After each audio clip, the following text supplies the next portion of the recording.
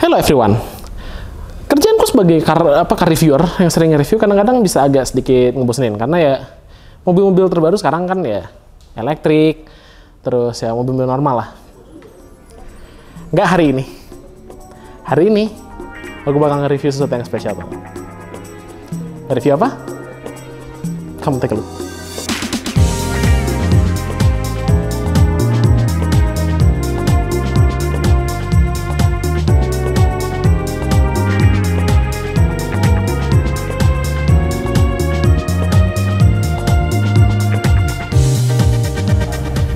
Here it is, Ferrari Enzo. Gue nggak percaya akhirnya bisa ketemu salah satu mobil paling mythical, paling banyak dicari, dan paling misterius di Indonesia.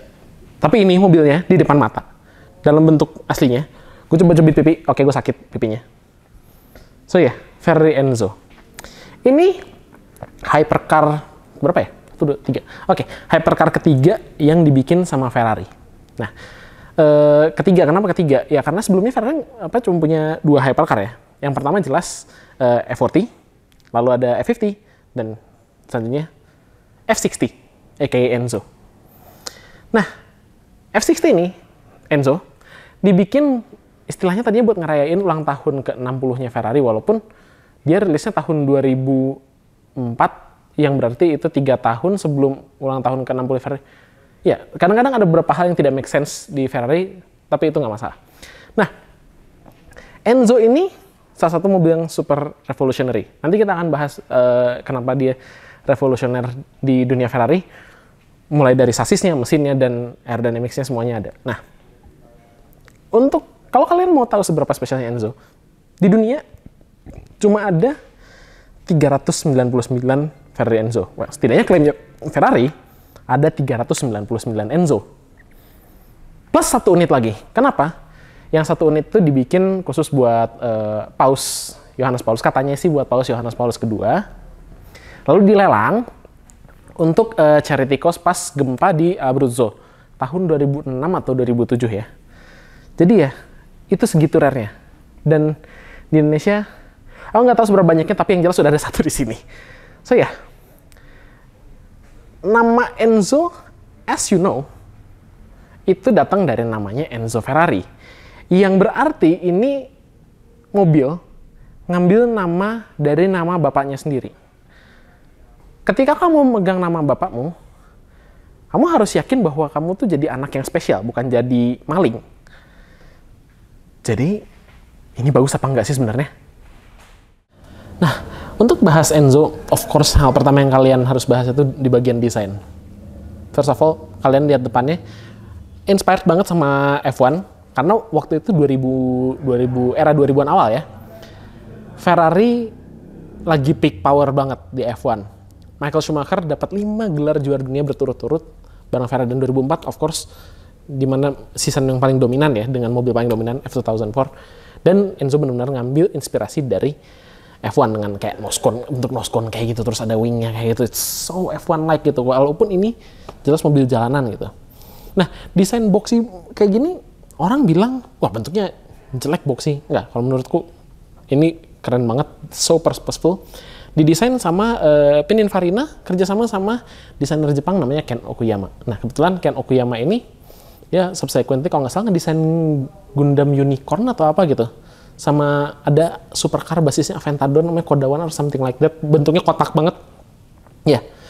Jadi portfolio desainnya lumayan unik. Nah, tapi semua ini bukan cuma on stylistic purpose ya. Ini semua dirancang supaya dia maximizing downforce, maximizing aerodynamic forces-nya. Top speed-nya jelas, di angka sekitar 350 km per jam ya. Nah, tapi bukan top speed yang aku mau ngomongin di sini. Figur downforce-nya. Oke. Pertama, one thing you have to know, satu hal yang harus kalian tahu, Enzo itu beratnya sekitar 1350 kilo, 1380 kilo. Tapi di 300 km per jam, downforce-nya cukup buat nambah berat mobilnya jadi 2 ton lebih. Ya, ini semua cuma dari sekedar bodywork, dari splitter di depan, terus ada active aero kecil di belakang, di wing belakangnya, diffuser belakangnya juga, sama flat floor. Jadi lantainya ini rata. Itu semua desain supaya maximizing downforce, supaya dia lebih nekan ke bawah, tapi juga buat ngurangin drag. Dan sebetulnya untuk persoalan drag, berkat mesin di belakang harusnya nggak terlalu masalah. Karena mau hambatan udara segede apapun, semuanya bakal dihabisin sama monster yang ada di bawah kap mesin raksasa ini. Ini adalah Ferrari pertama yang pakai mesin F140 V12. Di Enzo, kapasitasnya cuma 6 liter. Dan untuk angka sekarang mungkin nggak terlalu gede, 651 horsepower. Torsinya juga nggak gede-gede amat, sekitar 465 pound-feet itu, segituan lah. Berarti sekitar 600-ish Newton meter. Tapi ini cukup buat bawa Enzo dari 0 sampai 100 hanya dalam waktu 3,5 detik. Dan ya, tadi top speednya 350 km per jam. Nah, mesin ini dipaduin sama gearbox 6-speed F1 sequential manual gearbox, pedal shift ya. Dan ya, kalau beberapa orang bilang itu titik kelemahannya Ferrari Enzo dan beberapa Ferrari di era segitu, gearboxnya, karena shiftnya tidak halus, jelas. Tapi orang sekarang mulai punya apresiasi baru untuk gearbox sequential ini, karena dia punya feel yang lebih, apa ya istilahnya, lebih analog, lebih manusiawi lah istilahnya, dibanding double clutch yang ultra cepat dan smooth ya. Nah, of course buat ngehandle power segitu banyak, kaki-kakinya harus serius banget. Dan di sini Ferrari pakai jelas suspensi semuanya ya, belakang multilink, depan just double wishbone. Dan dampernya dia inboard push rod gitu, supaya dia pindah beratnya nggak terlalu aneh, nggak begini ya, nggak miring-miring begini, tapi dia lebih kiri kanan, jadi dia nggak ngurangin banget body roll gitu. Dan ya, it's big, dia lebar banget, lebarnya 2 meter lebih Enzo tuh. Dan lihat, diffusernya segede gini, ini kamu bisa masukin anak kecil dan dia bisa keluar fine-fine aja gitu. Gila banget detailnya Enzo. Tapi lebih gila lagi di dalam.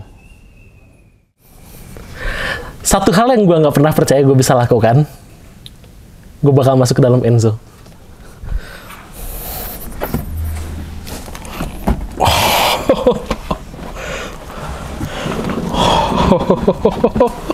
Oh my god. Oke. First of all, Enzo semuanya setir kiri ya. Enzo semuanya setir kiri, nggak ada yang setir kanan. Semua 399 unit setir kiri. In fact, kayaknya dari semua hypercar Ferrari cuma ada beberapa yang setir kanan.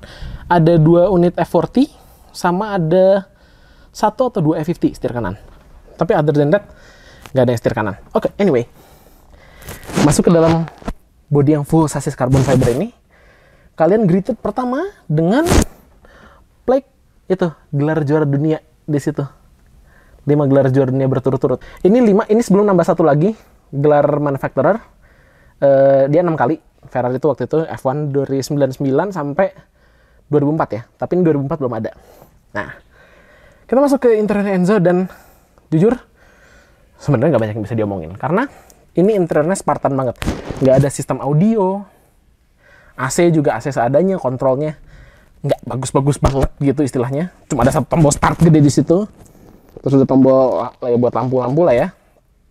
Bahkan jendela aja, supercar lain tuh istilahnya udah pakai power window dan lain-lain, dia masih pakai engkol, udah macam taf kebo atau enggak. So, engselnya sturdy banget. Tapi ya masalahnya di Enzo nggak perlu entertainment kayak gitu. Entertainment dari Enzo adalah nyetir. Karena ketika lu ada di dalam Enzo, cuma hal itu yang lu pikirin. Nyetir, dan nyetir. Dan saking fokusnya, ya ini, lihat, semua disetir ini banyak hal aneh gitu.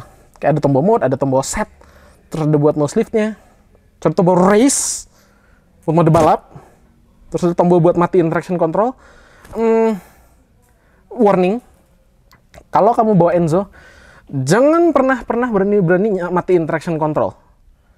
Karena kalau matiin traction control, jujur nggak ada yang bisa nyelamatin. Ini mobil bahaya banget. Kalau di tangan orang yang nggak ahli, ini mobil bisa ngebunuh, bener-bener ngeri. Tapi kalau di tangan orang yang jago, di Top Gear Test Track, 1 menit 19 detik. Itu kencang. Sebagai patokan, mobil paling kencang terakhir yang dites sama tim Top Gear sebelum Clarkson bubar ya, itu Pagani Huayra. 1 menit 13,8. Itu dengan mobil yang punya power 730 horsepower lebih, torsinya juga 1000 Nm lebih, dan beratnya juga jauh lebih ringan. Butuh segitu buat ngalahin Enzo sebanyak 6 detik. Tapi ya, such is technological progress ya. Tapi ya sebenarnya nggak banyak yang bisa diomongin selain ya interiornya very sparse dan very special. Feel-nya special banget. Carbon fiber di mana-mana. Leathernya juga bagus banget. Ini jok bucket seat ini enak sebenarnya. Aku harus jujur ini enak. Terus ada racing harness-nya.